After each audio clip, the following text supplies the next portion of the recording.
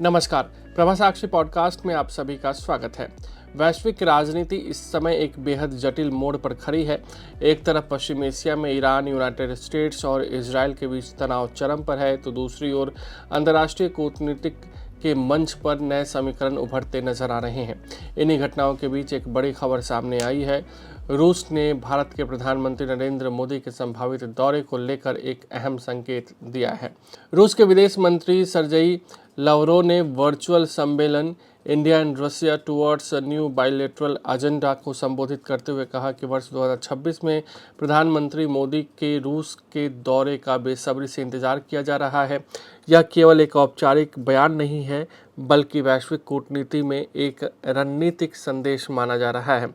खास बात यह भी है कि यह बयान उस समय आया है जब भारत मार्च 2026 में अपने सुरक्षा तंत्र को लेकर एक बहुत महत्वपूर्ण स्थिति से गुजर रहा है। इस बयान की टाइमिंग को भी समझना बेहद जरूरी है। बीते वर्षों में अमेरिका में डोनाल्ड ट्रंप के नेतृत्व वाली नीतियों के दौरान भारत पर रूसी तेल खरीद को लेकर दबाव बनाया जा रहा था। यहाँ तक कि टैरिफ भी लगाए गए थे। हालांकि बाद में इन्हें घटाया गया, लेकिन यह घटनाक्रम भारत की ऊर्जा रणनीति और वैश्विक राजनीति के बीच संतुलन को दर्शाता है। इसके विपरीत रूस लगातार यह संकेत दे रहा है कि वह भारत के साथ अपने रिश्तों को और मजबूत करना चाहता है, चाहे वैश्विक दबाव कुछ भी हो। वर्तमान में भारत अपनी ऊर्जा जरूरतों का एक बड़ा हिस्सा, करीब 35% से अधिक रूस से आयातित तेल से पूरा करता है। यह संबंध सिर्फ व्यापार तक सीमित नहीं है, बल्कि रणनीतिक साझेदारी का भी हिस्सा बन चुका है। इसी संदर्भ में रूस के राष्ट्रपति व्लादिमीर पुतिन ने दिसंबर 2025 में भारत यात्रा के दौरान ऊर्जा आपूर्ति को लेकर बड़े दावे किए थे, जो दोनों देशों के गहरे संबंधों को दर्शाते हैं।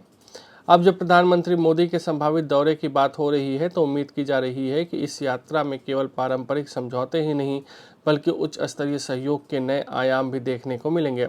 इसमें न्यूक्लियर टेक्नोलॉजी, अंतरिक्ष सहयोग और रक्षा क्षेत्र में S-400 मिसाइल सिस्टम, ब्रह्मोस और आकाश जैसी परियोजनाओं में तकनीकी साझेदारी और ट्रांसफर ऑफ टेक्नोलॉजी जैसे मुद्दे शामिल हो सकते हैं। रूस और भारत दोनों ही आत्मनिर्भरता और ज्वाइंट प्रोडक्शन की दिशा में आगे बढ़ना चाहते हैं।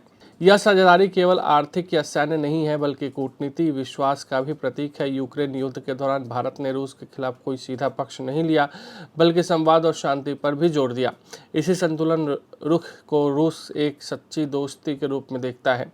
यही कारण है कि रूस ने भारत के साथ अपने रिश्तों को चीन जैसे बड़े साझेदार से भी अलग और विशेष स्थान रखा है। इस बीच भारत के अंदर सुरक्षा से जुड़ी एक बड़ी कार्रवाई भी सामने आई है। नेशनल इन्वेस्टिगेशन एजेंसी ने मार्च 2026 में एक व्यापक काउंटर टेरर ऑपरेशन चलाया, जिसमें 7 विदेशी नागरिकों को गिरफ्तार किया गया। इनमें 3 यूक्रेनी नागरिक दिल्ली से, 3 लखनऊ से और 1 अमेरिकी नागरिक कोलकाता से पकड़ा गया। ये सभी लोग टूरिस्ट वीजा पर भारत आए थे, लेकिन जांच सामने आने के बाद उनका असली उद्देश्य कुछ और नजर आ रहा है। जांच के अनुसार ये लोग मिजोरम राज्य के संवेदनशील क्षेत्र में बिना आवश्यक परमिट के प्रवेश कर गए थे। मिजोरम भारत व्यापार सीमा पर स्थित एक अत्यंत संवेदनशील क्षेत्र है, जहां प्रवेश के लिए विशेष अनुमति आवश्यक होती है। आरोप लग रहा है कि इन लोगों ने वहां से अवैध रूप से म्यांमार में प्रवेश किया और वहां सक्रिय जातीय सशस्त्र समूहों को ट्रेनिंग दी। इन समूहों में पीपुल्स डिफेंस फोर्स जैसे संगठित क्षेत्र भी शामिल हैं। इन समूहों में पीपुल्स डिफेंस फोर्स जैसे संगठन भी शामिल हैं, जो म्यांमार की सैन्य सरकार के खिलाफ संघर्ष कर रहे हैं।